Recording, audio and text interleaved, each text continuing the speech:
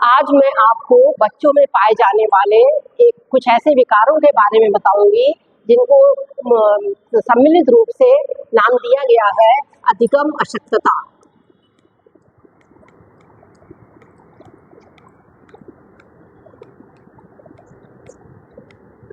इसमें बच्चे में सीखने की, समझने की, चीज़ों को लिखने की, गणित करने की शक्ति बहुत घटी हुई होती है, जिसको कि हम आमतौर पे समझते हैं कि बच्चा पढ़ने में कमज़ोर है, लेकिन ऐसा होता नहीं है। बच्चे में प्रतिभा होती है, किंतु उसके अंदर इसके मुख्य कारण के रूप में देखा जाता है कि कुछ उसके अंदर ये स्नायु तंत्र में कुछ ऐसा दोष आ जाता है जिसके कारण बच्चे इस तरह के कार्य नहीं कर पाता है। और इसके जो बहुत सारे लक्षण दिखाई देते हैं, उसमें एक लक्षण है अतिक्रियाशीलता, एक लक्षण है लक्ष्यहीनता। इसके अतिरिक्त उसमें दिशा बोध की कमी दिखती है, वो दायां बायां ऊपर नीचे ये सब नहीं पहचान पाता। इसके अतिरिक्त उसके अंदर जो है चीज़ों को समझने की, बोलने की, लिखने की, पढ़ने की क्षमता बहुत ही सीमित होती है, और शिक्षक आमतौर पे ऐसे बच्चों को कमज़ोर समझ करके उनको रिजेक्ट कर देते हैं। माता पिता समझ नहीं पाते हैं, लेकिन यदि शिक्षक उन पे ध्यान दें तो उनकी इन कमजोरियों को बहुत जल्दी हम पहचान सकते हैं, और पहचान करके उस पर हम उचित कार्यवाही कर सकते हैं। तो जो 3 प्रकार के विकार इसमें दिखाई पड़ते हैं वो है, एक है पठन विकार, दूसरा है आपका लेखन विकार,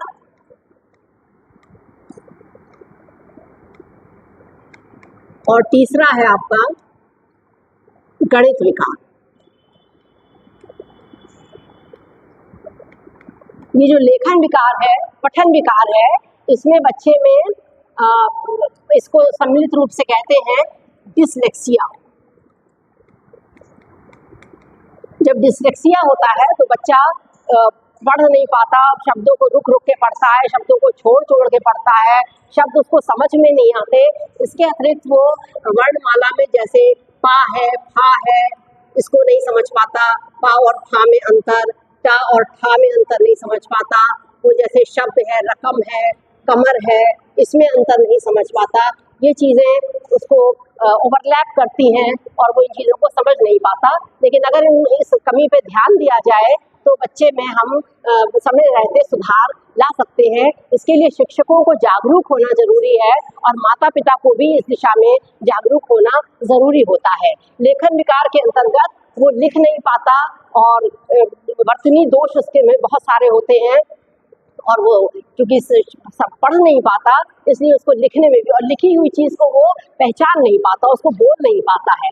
गणित विकार में वो सामान्य गणित की जो क्रियाएं हैं उनको नहीं कर पाता, और गणित क्रियाओं के ना करने में जो सबसे बड़ा कारण आता है वो अगेन फिर से भाषा विकार होता है, क्योंकि उसको भाषा ही नहीं समझ में आती है, इसलिए वो गणित में लिखी हुई जो समस्या है उसको भी नहीं समझ पाता।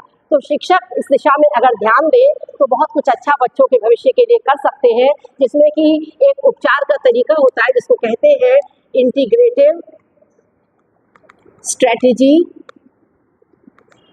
इंस्ट्रक्शन। इसमें शिक्षकों को प्रशिक्षित किया जा सकता है, जिसके अंतर्गत उनको ओरिएंटेशन और अप्लाइंग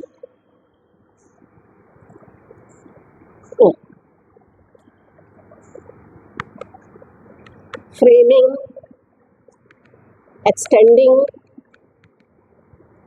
जैसी दिशाओं में प्रशिक्षण दिया जाता है, और वो इसके माध्यम से बच्चों को पहचानने की कोशिश करते हैं। साथ साथ बच्चों को पहचानने के लिए उनमें उचित अभिप्रेरणा का स्तर होना चाहिए, और बच्चों और शिक्षक के अंदर एक फ्लेक्सिबल अप्रोच होनी चाहिए, जिससे वो बच्चों को एक अन्य दृष्टि से भी देख सके, उनको समझ सके और उनका कल्याण कर सके। धन्यवाद।